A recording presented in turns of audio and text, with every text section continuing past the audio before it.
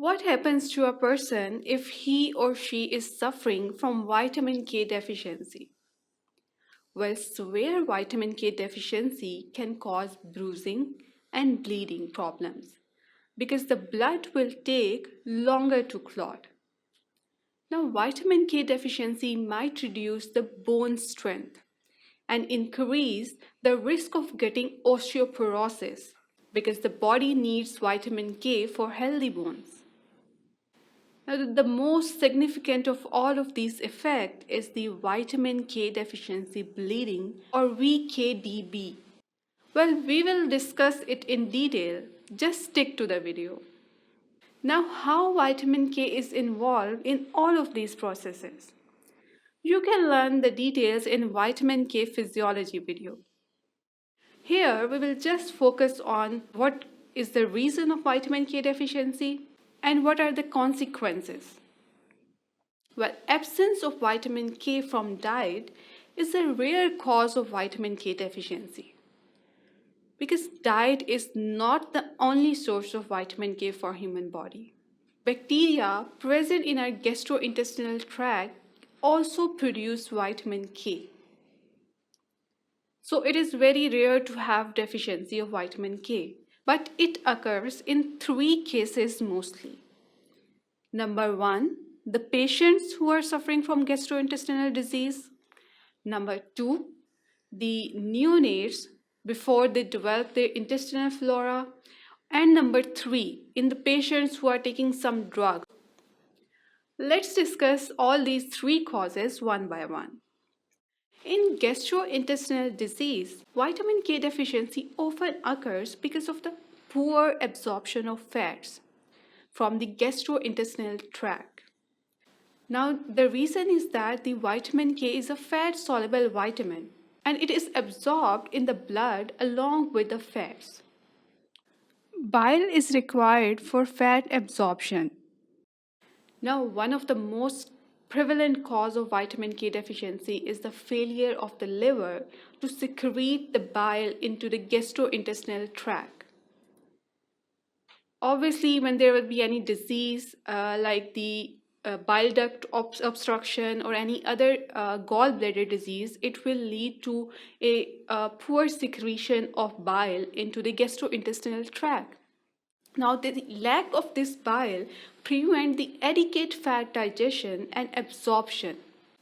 Therefore, it depresses the vitamin K absorption.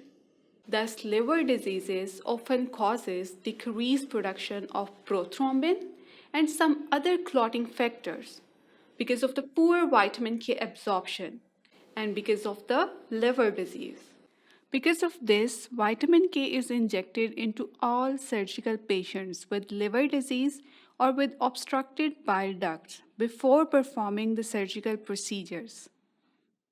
If vitamin K is given to a deficient patient 4 to 8 hours before the operation and the liver parenchymal cells are at least 1/2 normal in function, sufficient clotting factors will be produced to prevent the excessive bleeding during the operation. Now, as I told you that the most significant effect of vitamin K deficiency is the vitamin K deficiency bleeding or VKDB. So it is caused by the lack of the gastrointestinal flora in the neonates. This condition occurs when the babies cannot stop bleeding because their blood does not have enough vitamin K to form a clot.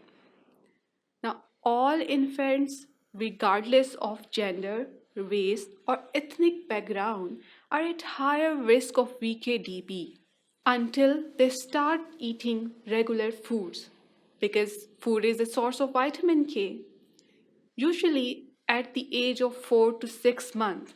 Until that age, the normal intestinal bacteria start making vitamin K.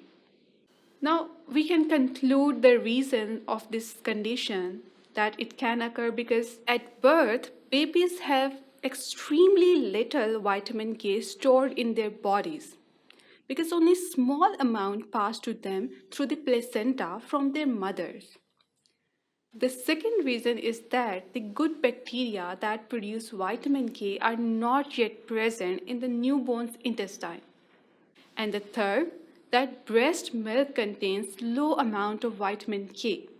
So exclusively breastfed babies do not get enough vitamin K from the breast milk alone. Some things can put infants at higher risk for developing VKDB. Usually you can say it is rare, but some babies are at greater risk, including the babies who do not receive a vitamin K shot at the birth. The risk is even higher if they are exclusively breastfed. Now, the babies whose mother used certain medications like isoniazid or medicines to treat seizures. These drugs interfere with the body and utilize the vitamin K. Babies who have liver diseases often they cannot use the vitamin K their body stores. And the babies who have diarrhea, celiac disease, or cystic fibrosis often have trouble absorbing vitamins. And that also include the vitamin K from the foods they eat. Now, in this condition, the bleeding can occur anywhere, inside the body or outside the body. When the bleeding occurs inside the body, it can be very difficult to notice. Commonly, a baby with a VKDB will bleed into his or her intestine or into the brain, which can lead to the brain damage and even death. Mainly, we divide this VKDB into three types that are based on the age of the baby when the bleeding problem starts: the early type, the classical, and the late one. You can find the detailed information about all these types here. The good news is that VKDB is easily prevented by giving babies a vitamin K shot into the muscles in the thigh. One shot given just after the birth will protect your baby from VKDB. Now, acute VKDB is treated with 0.5 to 1 milligram per kg of parenteral vitamin K in the newborn. After administration, prothrombin time should decrease within 6 hours and normalize within 24 hours. Prothrombin time is the time that the blood takes to clot. For adults, vitamin K can be given orally.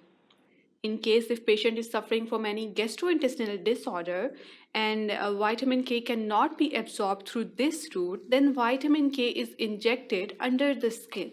Likewise, if a patient is taking the drugs that can be a reason of vitamin K deficiency, you can adjust the dose of the drug or you can also prescribe vitamin K as a supplement. In people who suffer from both severe liver disorder and vitamin K deficiency, vitamin K injections may be insufficient.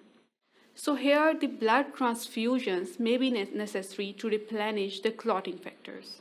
So what we learned today? Vitamin K deficiency occur because of the gut flora disturbance or its absence, and because of the deficiency in the food, and also because of the liver diseases. And what is the consequence of all this? It can lead to either bruising, bleeding, bad bone health, and the VKDB in the neonates. So that was all about the vitamin K deficiency. For more such videos, keep watching sqadia.com.